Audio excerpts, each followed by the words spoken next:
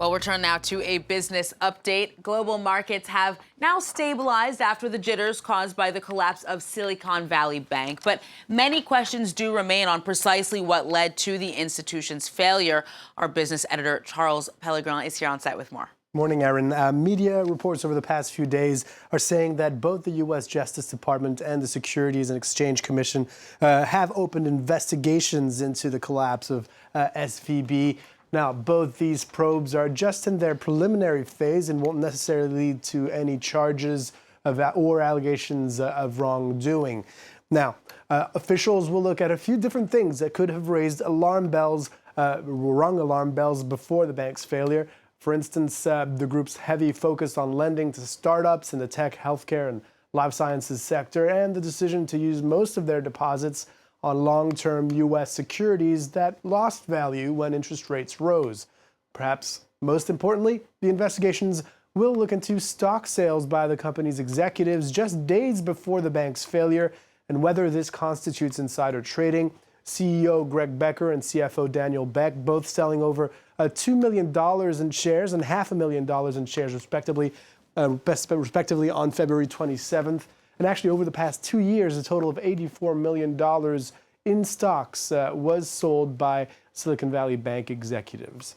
Now, the episode has also led to some soul-searching on the behalf of regulators. Reports now saying the Federal Reserve is looking into imposing tougher rules on mid-sized banks like SVB in the form of stricter capital and liquidity requirements. It'll also assess the effectiveness of the annual stress tests these banks have to go through. Regulations imposed in the wake of the global financial crisis of 2008 were actually loosened for smaller lenders in 2018. And there's been more fallout from Norfolk Southern's disastrous train derailment in Ohio on February 3rd. The Ohio Attorney General has filed a lawsuit against the freight train company, seeking to hold it financially accountable for the accident. The state is asking for civil penalties, damages, and an injunction requiring Norfolk Southern to clean up all hazardous materials. The Attorney General has accused the company of prioritizing profits over people. Catherine Viette.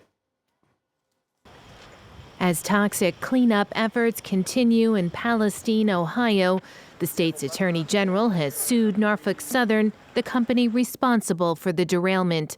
The lawsuit is seeking civil penalties and damages, as well as a guarantee that the freight train company will bear all costs for the cleanup for as long as it takes.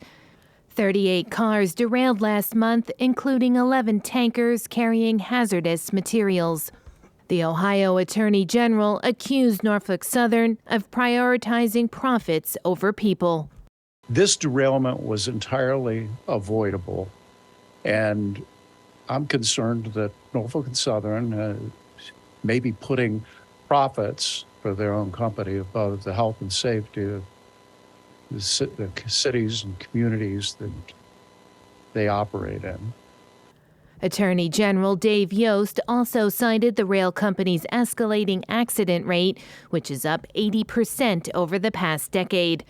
Last week, Norfolk Southern CEO Alan Shaw was called to testify before Congress about his company's safety record. Shaw apologized for the derailment's impact on the town, but stopped short of making specific commitments to pay for long-term health and economic damages. Instead, the railroad has promised more than $20 million to help the community recover. Shaw also announced several voluntary safety upgrades, including adding 200 temperature detectors. It's believed the derailment was caused by an overheated wheel bearing. Meanwhile, the National Transportation Safety Board is investigating the crash and has launched a special review of Norfolk Southern. And then moving on now to some fresh economic data out of China, shedding more light on the scope of the post-pandemic economic recovery there.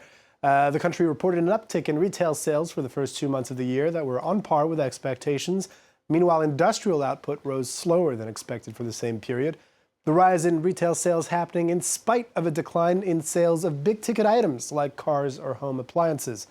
Real estate investment is also still lagging after dropping 10% over last year, down 5.7% in January and February. Let's see how The Shanghai Composite has reacted to that data, closing the session just in the green or the blue here on France 24 over 0.5%. Elsewhere in the region, stocks trading positively this Wednesday, following in the footsteps of Wall Street.